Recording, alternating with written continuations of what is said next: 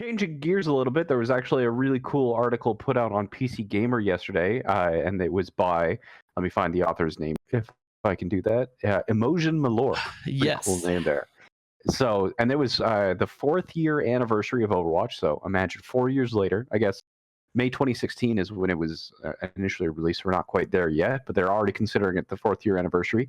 And Emoji Malort did a really great and long form interview with Jeff Kaplan, and a lot of the things that were brought up I found pretty interesting. I know you found different parts that were interesting than I did, but wanted to kind of go over some of the things that were discussed during that, because we did get some information about kind of Jeff's design philosophy, the way that they're actually approaching Overwatch 2 compared to Overwatch.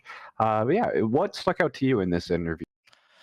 I mean, immediately right off the bat, they talked about it very early on, was the experimental changes they've been doing to Overwatch, and we've felt them, we've experienced them firsthand. We've talked about the experimental cards, the 1-3-2, or the 3-2-1, whichever format nomenclature you want to say it, how they change it up. And they specifically said that we're probably not going to change it now for Overwatch, but Overwatch 2, anything's on the table. They're like, we could see radical changes, where realistically, when we're talking about a game that's 4 years in its life cycle, and they say they might want to change it again and they want to revamp it a little bit, I don't know. I don't even know what to think about that, because from a competitive standpoint, you have to say, like, well, this is worrying. Like, I don't know. This is like if you were to walk onto the soccer field and they said, we're actually using 3 balls today and the snitch from Harry Potter, and we gotta chase this one around. Like, this is a very different game than we've experienced like previously. So that's what immediately stuck out to me, was like how early on they brought it up too. Yeah, one of the things that Jeff, I think, said in it that really caught my eye is that he said that the players were now getting kind of used to Overwatch, and he felt that now that they were comfortable, players that is, were comfortable with the game, he was okay with doing more kind of disruptive, I think was one of the words that he said, used, disruptive balancing, and more experiments. We're using this experimental card instead of just the PTR, having where casual players who just use the normal client, and especially console players, can also use this experimental mode to find more things that work. And there was a lot of talk about the 3 DPS, and Jeff seems to be very much on board with that. They talked in that article as well that they've moved. They were previously working quite heavily on Overwatch with a little bit of development time onto Overwatch 2, but right now, and I assume this is going to be doubly true with the release of Echo, is that they are almost kind of all cylinders firing on the development for Overwatch 2.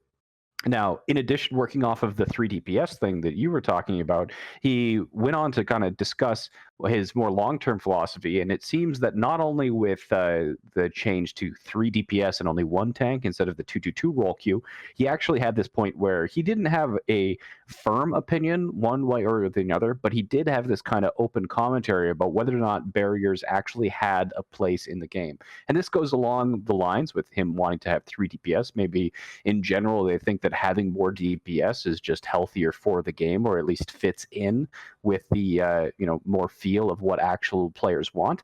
But overall, with these changes, it does seem like Overwatch and Overwatch 2 are moving much, much more towards a casual focus game rather than kind of, a more hardcore competitive game, of which I would probably consider, CSGO or something of that variety. And it's weird because I don't necessarily think the dichotomy has to exist, right? Because there's like a huge branch in CS:GO, even like the game you mentioned, of like you have a very big casual base in CS:GO that's like playing that's only playing the ranked matchmaking, that's doing whatever, that's playing like aim lobbies, and then you have like the ESEA pug groups. You also have like the Facets, stuff like that. It's like there is that split there too, but it's a very consistent game from top to bottom in terms of like what the game exists as. And so I don't know whether to be, from someone that's, from the esport background of Overwatch, worried or maybe optimistic, right? About like, well, maybe even does go casual, but if it's a consistent experience, because it's funny that you brought up that Jeff Kaplan said, we want more disruptive changes, but we've just had 3 major shifts in the gameplay in 3 years, if you think about it, because we had no hero limits, and then we had role lock, and now we've had hero pools. So we've had 3 drastic shifts in how the game is played in the past 3 years anyways. So it seems very odd to me that it's like, oh, now we're going disruptive. Now we're getting crazy in Overwatch. Yeah, let's like, is everything off the before? Like, it was all there. Now there's spoons on our head. Yeah, But I feel like they're yeah, already pretty disruptive.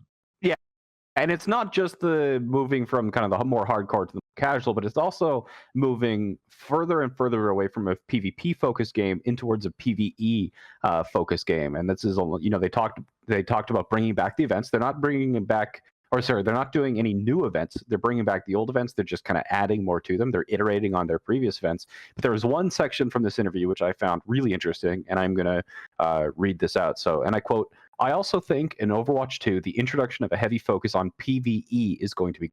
I don't think all of us are born to be competitive, like every match, victory and defeat matters. The beautiful part for developers when it comes to PvE, when you're fighting the null sector robots, and this is important, we can make you win more than half of the time. We can't do that in PvP. The null sector robots don't have forum accounts and aren't going to post any mean things like, why did you stun me for 10 seconds? So we can allow players to band together, be appreciative of their teammates, and not feel the other sting of defeat, which is sort of impossible in a competitive PvP game." So this kind of gets me thinking about the way that Blizzard has always kind of been designing their games with a little bit sprinkle of psychology. They had their, I believe it was like rested experience with World of Warcraft, where previously, these are the kind of things that Blizzard does with developing their games, where they wanted to put in a penalty basically to people who grind a lot in World of Warcraft. So after, I don't even remember how many hours or something, you would receive 50% reduced experience. But for the competitive players, that was, it felt like a penalty to them because it was. And then the way that they actually changed that in terms of development was, instead of giving, 8-hour, if you played for 8 hours, after 8 hours, you get 50% reduced experience. They changed that and they called it rested experience. You get, for example, plus 50% more experience for the first 8 hours. So, they changed the number so it was the exact same system, but it's just simply framed as, if you play for this many hours, you're just going to get a bonus. And then after that, you go back to quote unquote normal. And this is very much kind of the Blizzard philosophy, where they're trying to make it very casual, friendly.